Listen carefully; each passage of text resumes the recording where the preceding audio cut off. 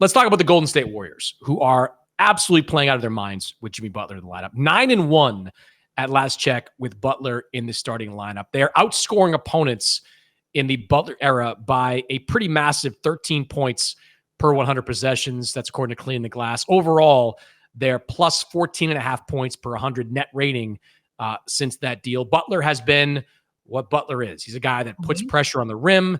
He gets to the free throw line. If you switch onto him with a smaller guy, he punishes them in the low post. They are, Rachel, above water in these non-Steph Curry minutes, which have been a perennial problem with the Golden State Warriors. They thought they were going to be able to address it in the deal that brought Dennis Schroeder to Golden State. That didn't happen with Butler so far. It is happening. I think we both expected Butler to have a positive impact on this team, but did we expect this type of results with Golden State? Look, we both expected them to be rejuvenated. We both expected Steph to have his level, I don't want to say level of interest, because Steph Curry has always been interested, always been dedicated, always been moving off the ball. It's not like he has ever cheated the game in any respect, but you can tell.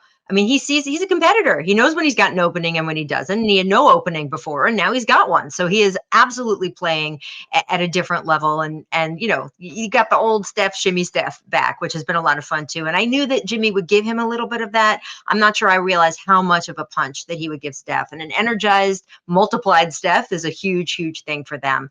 Jimmy likes to say that he fits into any team basketball-wise, and he is absolutely right. We have seen that. I mean, the irony is they would have rather have had Kevin Durant. That's who they were trying to get, and that Jimmy Butler was a little bit of the consolation prize there. And the fact that Jimmy has done what he has done, I think in a way has shown that he might have been the better fit than KD there, and certainly comes with a lot less baggage in that team. Now, long term, the question with Jimmy is much more long term. It's never been about, does he energize your team when he first gets there? Never. It is about, does, after a couple years with the franchise, do the injuries pile up? Does the attitude pile up? Does the way he approaches the teammates and the game and the organization and the franchise pile up? But no one has ever worried about Jimmy Butler when he first got to a team, and we are seeing the fruit of that labor. And we are also seeing a lot of the West fall apart. I mean, I remember at the beginning of the season, Chris, you and I talking about, oh, the West's so strong. The West hasn't been this strong in years. And, the difference between the West and the East is larger than it's been in a long time. And we've seen that disparity for so long over the years in the NBA. And now it's even worse, that kind of thing. I don't know if that's true anymore. I mean, obviously the bottom of the East is an absolute, puddle of mud, but there's a bunch in the West that isn't great either. And so I think the teams that do have momentum and energy and skill and things going on with them, they are tearing through these other teams. Yeah. I was having this conversation with Ime Udoka recently about why the Rockets have been so strong in the standings. Like, well, part of it is teams around us haven't been that good. And, that we've seen the Clippers kind of fall off in recent weeks. Memphis, Ja Morant hasn't been what they certainly hoped he would be. So yeah, there's something to that. Look, here's what's going on with the Warriors. I believe that they're top 5 in offense and defense since the trade. Yes, during the stretch. Yeah. And the net with Jimmy is top 3 in the NBA. Yeah. I mean, those are numbers you can't ignore. I know the TV executives are just, they're jonesing for a Lakers-Warriors Western Conference Finals. I don't know if we're going to get it. Oklahoma City obviously is going to have a lot to say there. But I know that's what. You mean they don't want Oklahoma City, Houston in the conference finals? You're telling me that's just saying that history would say that they are hoping for a Steph, LeBron, Luka conference finals. I'm curious with the Warriors. Like, again, we were talking about the Lakers briefly about like kind of this upcoming stretch and teams they're going to play. I have the same kind of feeling about Golden State because they've got a stretch of games against teams that on paper should give them some problems. Like the Knicks coming up. That's a team, if Cat is healthy and playing, I want to see how this kind of small ball Warriors lineup matches up with them. Then you've got Denver on that schedule. Nuggets have Jokic. Milwaukee, they play really big. Like the Warriors have had some success, a lot of success with Draymond at the 5 and, playing down a little bit smaller with this group.